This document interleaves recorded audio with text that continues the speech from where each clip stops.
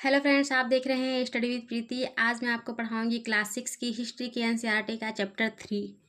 तो दोस्तों, मैंने इससे पहले की वीडियो में 2 चैप्टर पढ़ा दिए हैं। अगर आपको वो देखने हैं तो आप चैनल पर जाके देख सकते हैं। चलिए शुरू करते हैं। पार्ट 3, नदी घाटी की सभ्यता, हड़प्पा सभ्यता। आज कुछ लोग गाँव में रहते हैं तो कुछ नगरों में। दोनों ही जगह के रहन सहन में कुछ कुछ समानताएं होती हैं तो कुछ अंतर भी। क्या आपको पता है कि आज से लगभग 2500 वर्ष पूर्व भी भारत में नगर बसे थे? आपको यह जानकर आश्चर्य होगा कि इन प्राचीन नगरों का निर्माण लगभग आजकल की सुनियोजित नगर निर्माण योजना की तरह होता है। ऐसा उस समय के अवशेष बताते हैं। विश्व की प्राचीन नगर सभ्यताओं का विकास नदियों के किनारे हुआ। नदी के किनारे होने के कारण खेती के लिए पानी की उपलब्धता ने अधिक अन्न उत्पादन में मदद की। अधिक अन्न उत्पादन ने व्यापार को बढ़ावा दिया, जिससे नगरों का विकास संभव हो सका। व्यापार के लिए जलमार्ग सुलभ था, साथ ही नदी मार्ग से व्यापार सस्ता, आसान तथा सुरक्षित था। नगरीय जीवन में अब कृषि की अपेक्षा अन्य काम धंधों को अधिक महत्व मिला। इन काम धंधों के विकास के लिए प्राकृतिक कच्चे माल की उपलब्धता तथा उससे निर्मित वस्तुओं ने नगरीय जीवन को और उन्नत बनाया।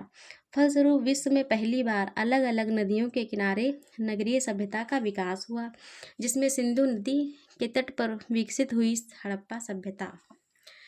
तो बच्चों, इससे पता चलता है कि जो हड़प्पा सभ्यता थी वो सिंधु नदी के तट पर विकसित हुई थी। हड़प्पा सभ्यता का लगभग 2500 ईसा पूर्व से 1520 ईसा पूर्व माना जाता है। हड़प्पा सभ्यता का समय लगभग 2500 ईसा पूर्व से 1520 ईसा पूर्व माना जाता है। कैसे हुई खोज? तो बच्चों, आप अभी आगे हम पढ़ेंगे कि हड़प्पा सभ्यता की खोज कैसे हुई। सन 1921 ईस्वी की बात है, जब भारत में अंग्रेजों का राज था। इसी वर्ष पुरातत्वविदों ने पंजाब प्रांत में हड़प्पा नामक स्थल की खोज की। इस स्थल से प्राप्त अवशेषों के अध्ययन से पुरातत्वविदों को ज्ञात हुआ कि यह एक नगरीय सभ्यता के अवशेष हैं। इसी प्रकार सिंध प्रांत में एक और गांव मिला, जिसको लोग मोहनजोदड़ो कहते हैं। मोहनजोदड़ो का मतलब है मृतकों का टीला। यहाँ से भी नगरीय सभ्यता के अवशेष प्राप्त हुए।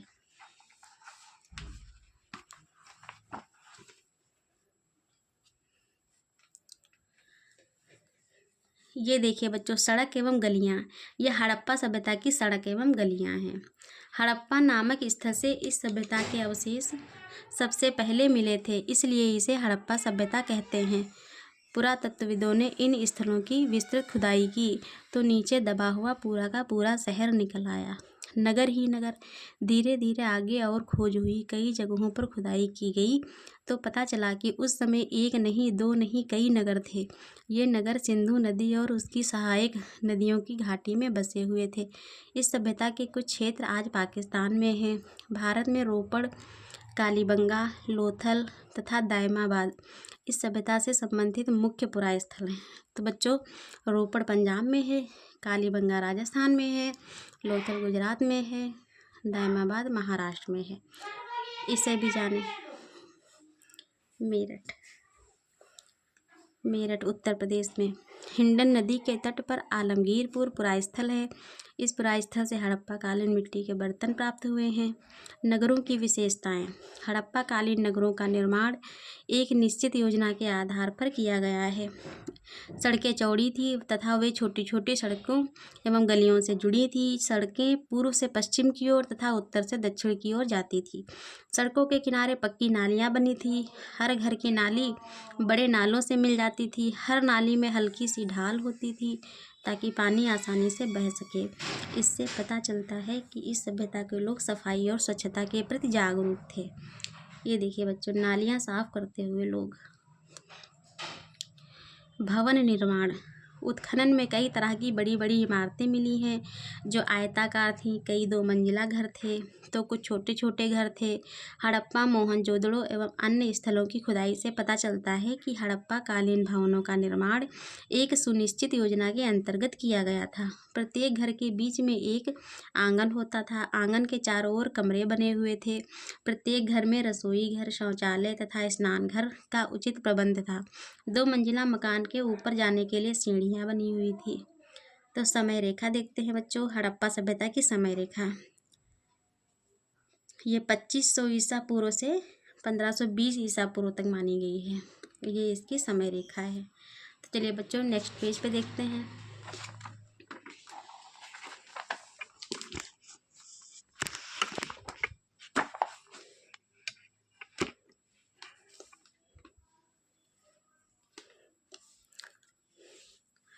चित्र में इस इमारत की दीवारें देखिए, कितनी ऊंची दीवारें हैं। दीवारें पक्की ईंटों की बनी हुई हैं। इससे पता चलता है कि उस समय ईंट पकाने की भट्टियां रही होंगी। हड़प्पा सभ्यता के नगरों की खुदाई में पक्के घरों के अलावा बड़े बड़े गोदाम मिले हैं। आसपास के गांवों से अनाज इकट्ठा करके इन्हीं गोदामों में रखा जाता रहा होगा। घरों और गोदामों के अलावा मोहनजोदड़ो में एक बड़ा सा पक्का स्नानागार मिला है। इसके चारों तरफ कमरे बने हुए हैं। ये देखिए बच्चों स्नानागार। हड़प्पा सभ्यता में इस तरीके से घर होते थे। ये देखिए आंगन, ये दूसरी मंजिल है, ये महार दीवारी है, ये कुआं है, यहाँ पे शौचालय यहाँ पर है। ये देखिए बच्चों दरवाज़ा था, ये गोदाम का ये दरवाज़ा था। दरवाज़ा ये है। मोहनजोदड़ो में जो गोदाम बने होते थे उसका चित्र है। सोचिए और बताइए ऐसा क्यों लगता है कि हड़प्पा सभ्यता के नगर बहुत सोच विचार कर बनाए गए थे। शहर के लोगों को बड़े गोदामों में अनाज भर कर रखने की ज़रूरत क्यों पड़ी होगी, सोचो। रहन सहन, हड़प्पा सभ्यता के लोगों का रहन सहन कैसा था, आइए जानते हैं। चावल, गेहूं और जौ हड़प्पा वासियों के मुख्य भोज्य पदार्थ थे। ये लोग सूती एवं ऊनी दोनों प्रकार के वस्त्र पहनते थे। यहाँ के निवासी गेहूं, जौ, कपास, मटर, तिल और चावल की खेती करते थे। ऊंचे कंधों वाले बैल, गाय, भैंस, बकरी, भेड़, सुअर, हाथी और ऊँट इनके पालतू पशु थे। हार, कंगन, पाजेब को ही बच्चों पायल कहते हैं, बाली, अंगूठी उनके प्रिय आभूषण थे। मनका बनाने का कारखाना चहुंदड़ों से प्राप्त हुआ है। ये देखिए बच्चों गहने, हड़प्पा कालीन गहने। आप भी मिट्टी के मनकों से आभूषण बनाइए। क्या आपने कभी मिट्टी के मनकों से आभूषण बनाया है? देवी देवता, बच्चों हड़प्पा सभ्यता में देवी देवता के बारे में जानते हैं। अगले पृष्ठ के बाएं हाथ पर बनी मूर्ति को देखिए। संभवतः यह मिट्टी की मूर्ति उन लोगों की देवी की मूर्ति थी। पत्थर के चौकोर पट्टे पर एक आकृति के सिर पर भैंसे के सींग का चित्र है। उसके चारों तरफ कई जानवर बने हैं। यह कोई देवता होंगे। संभवतः सिंधुवासी इन्हें पशुओं का देवता मानकर पूजते हैं। देखते हैं बच्चों अगले पन्ने पे देवता की। ये देखिए हड़प्पा कालीन देवता हैं। ये मातृ देवी की मूर्ति है। इन्हीं की पूजा होती थी बच्चों।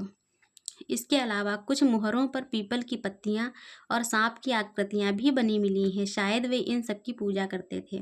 इन बातों का हम अंदाज़ा लगा सकते हैं, पक्की तरह से नहीं कह सकते हैं बच्चों। इन सब बातों का सिर्फ हम अंदाज़ा ही लगा सकते हैं। पूरी तरह से यह नहीं कहा जा सकता है कि इनकी पूजा होती थी या नहीं होती थी। इतिहासकारों के अनुसार हड़प्पा सभ्यता के धर्म की 4 मुख्य विशेषताएं थी।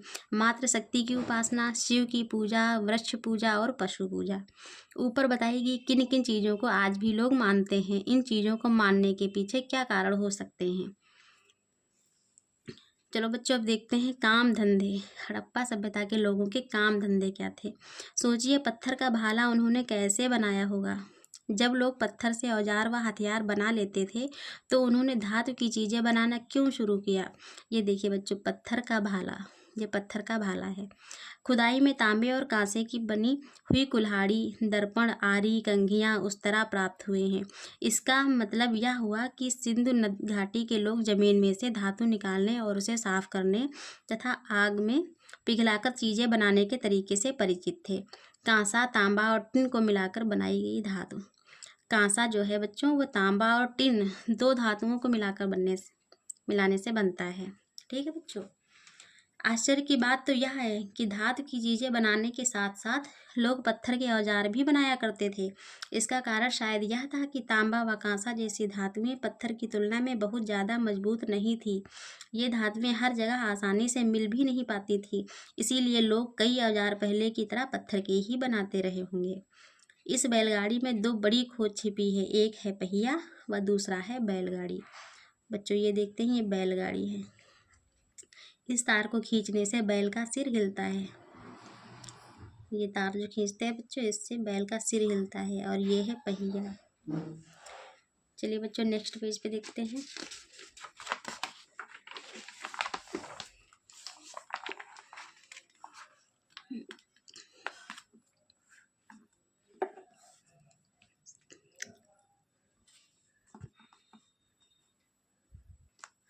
सोचकर बताइए कि हड़प्पा सभ्यता में बैलगाड़ी एक जरूरी चीज क्यों रही होगी। आप अपने आसपास किस किस काम में पहिए या चक्के का प्रयोग देखते हैं, लिखिए। ये देखो बच्चों, मोहनजोदड़ो से प्राप्त बर्तन, सेल खड़ी से बनी मूर्ति। उस समय चक्के का इस्तेमाल मिट्टी के बर्तन बनाने के लिए भी होने लगा था, इसीलिए पहले की तुलना में बहुत अच्छे किस्म के बर्तन बनाए जाने लगे थे। इन चित्रों में दिख रही चीज़ों से आप अनुमान लगा सकते हैं कि हड़प्पा के नगरों में बहुत से कारीगर रहते थे। नगर के लोग अपनी ज़रूरत की सभी चीज़ें घर पर नहीं बनाते थे। अलग अलग चीज़ों को बनाने वाले अलग अलग कारीगर थे, जो अपनी चीज़ें बनाकर दूसरों को बेचते थे। मोहनजोदड़ो से प्राप्त कांसे की बनी नर्तकी की मूर्ति। ये बच्चों कांसे की नर्तकी की मूर्ति है। वस्तु विनिमय।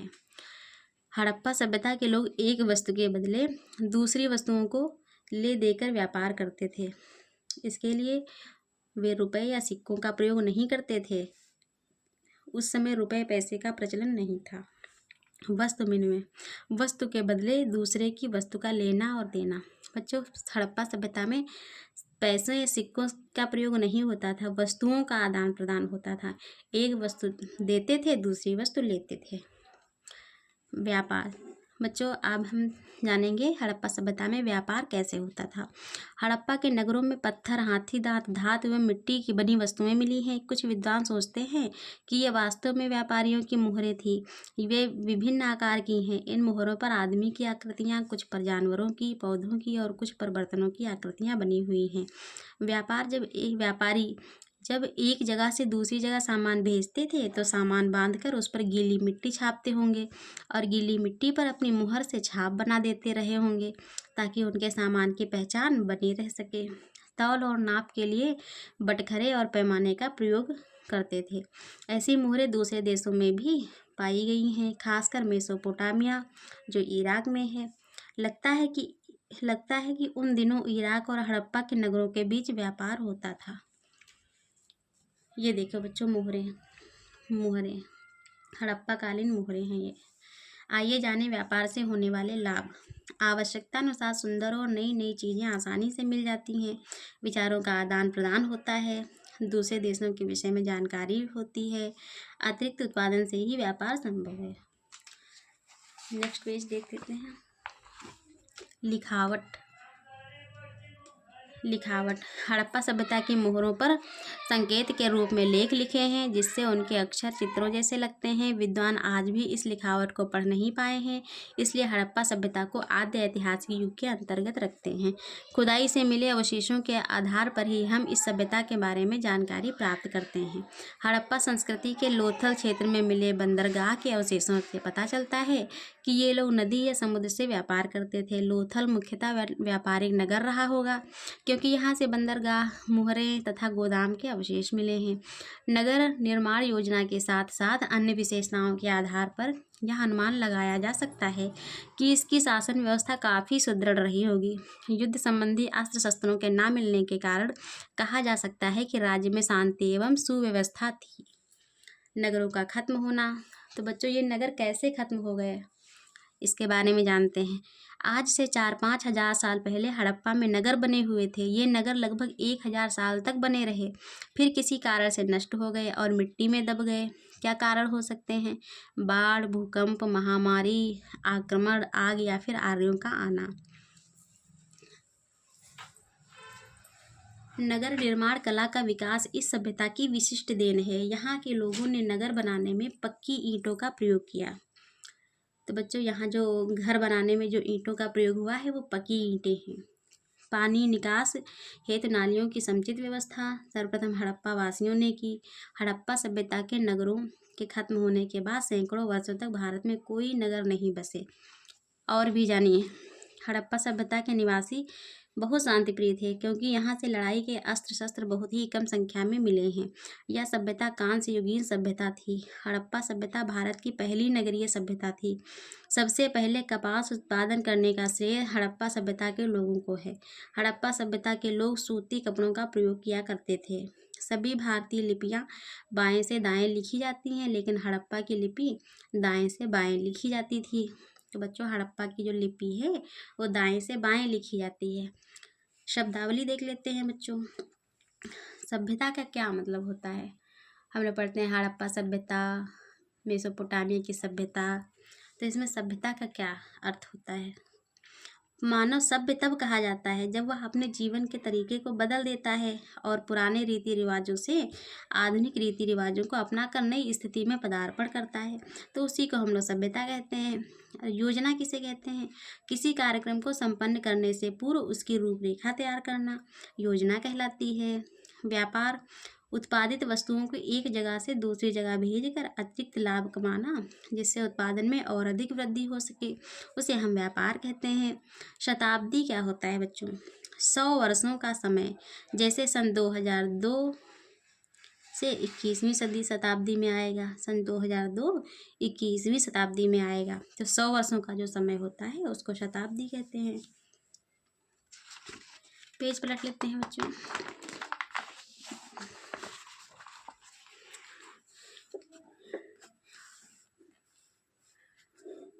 बच्चों, हम आपको क्लास 6 की जो हिस्ट्री की एनसीईआरटी है उसको लाइन बाय लाइन पढ़ा रहे हैं, जो आपके लिए बहुत ही ज़्यादा बेनिफिशियल होगी। विश्व की प्राचीन सभ्यताएं। ये देखिए बच्चों, यहाँ पे एक मैप बना हुआ है। इसमें विश्व की प्राचीन सभ्यताओं के बारे में दर्शाया गया है। जिसे संकेत देख लेते हैं। मेसोपोटामिया की सभ्यता, ये देखिए इस कलर से है। तो बच्चों ये देखिए, ये मेसोपोटामिया की सभ्यता है। थोड़ा बहुत यहाँ पे भी आ जाता है। मिस्र की सभ्यता, मिस्र की सभ्यता बच्चों इस कलर से दर्शाई गई है। चीन की सभ्यता इस कलर से दर्शाई गई है। और क्रीट की सभ्यता इस कलर से। सिंधु घाटी सभ्यता जो है येलो कलर से दर्शाई गई है। सिंधु घाटी सभ्यता, ये देखिए। प्रतीक, क्यूनिफॉर्म चिन्ह बच्चों ये प्रतीक हैं। ये मछली इस तरह का शेप बना हुआ है, तो ये मछली की आकृति लग रहा है। बच्चों ये इस तरीके से बना हुआ है, तो ये किसी जानवर का चित्र है, जैसे बैल, गाय। ये देखिए क्यूनिफॉर्म चिन्ह बेटा ये होते हैं बैल। इस तरह से दर्शाया गया है। ये भाव चित्रात्मक लिपि है सिंधु घाटी सभ्यता की। मेसोपोटामिया की सभ्यता के बारे में भी थोड़ा सा जान लेते हैं। मेसोपोटामिया की सभ्यता 5000 ईसा पूर्व से 2000 ईसा पूर्व के बीच में हुई थी। यह सभ्यता दजला फरात नदी के किनारे विकसित हुई थी। जिगुरत में इनके प्रमुख देवता निवास करते थे। इनकी लिपि चित्रात्मक थी। तो बच्चों मेसोपोटामिया के जो मंदिर थे उनको जिगुरत कहा जाता था, और इनकी लिपि जो है चित्रात्मक थी। ये देखिए बच्चों, मेसोपोटामिया के मंदिर, ये जिगुरत, वह पवित्र स्थान जहाँ पर नगर का देवता निवास करता है उसी को जो है जिगुरत कहा जाता था। ये देखिए मंदिर में जाते लोगों की भीड़ है। यह जिगुरत लगभग 21 मीटर ऊंचा है। बेटा ये जो जिगुरत है ये लगभग 21 मीटर ऊंचा है। नेक्स्ट पेज ले लेते हैं बच्चों। ये चैप्टर काफ़ी लंबा है, इसलिए हम लोगों को थोड़ा टाइम लग रहा है। चलिए, मिस्र की सभ्यता। अब हम बच्चों मिस्र की सभ्यता के बारे में जानते हैं। 5000 ईसा पूर्व से 2000 ईसा पूर्व। मिस्र सभ्यता को नील नदी का वरदान कहते हैं। शवों को संरक्षित करने के लिए उनके शरीर पर नाइट्रोजन नामक पदार्थ का लेप लगाकर उसे पतले एवं मुलायम कपड़े से ढक देते थे। इस प्रकार के शरीर को मम्मी कहते हैं। इनको पिरामिड के अंदर रखा जाता था। तो बच्चों जो मम्मी है उसमें नाइट्रोजन का एक पदार्थ मिलाकर लगा दिया जाता है, जिससे वो खराब नहीं होती है। पिरामिड मिस्र के राजाओं के मकबरे हैं। इन शवों के साथ साथ प्रयोग में आने वाली इन बहुमूल्य वस्तुओं को भी रखा जाता था। इन पिरामिड की दीवारों पर कई प्रकार के सुंदर चित्र हैं, जिनसे मिस्र की सभ्यता से संबंधित कई प्रकार की जानकारी प्राप्त होती है। क्रीट की सभ्यता 3000 ईसा पूर्व से 1500 ईसा पूर्व। इसे महान द्वीप सभ्यता भी कहते हैं। यह सभ्यता भूमध्य सागर के किनारे विकसित हुई थी। सुंदर चित्रकारी के कारण यहाँ के बर्तनों की मांग दूसरे देशों में भी थी।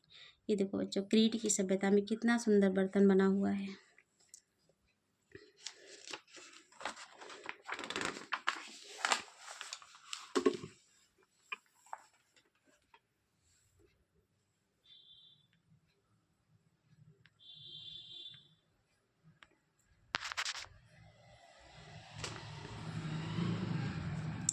चीन की सभ्यता के बारे में पढ़ लेते हैं। लगभग 2500 ईसा पूर्व यह सभ्यता हुआंगहो नदी के किनारे विकसित हुई। साटन के कपड़े तथा बांस पर लिखना सबसे पहले चीन ने शुरू किया।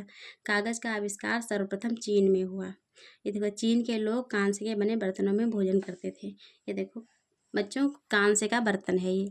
चीनी अक्षर में लिखा हुआ शब्द किताब, ये देखो बच्चों, किताब लिखा हुआ है। बांस की बनी चीनी किताब, ये चीनी किताब है बच्चों, बांस की बनी हुई।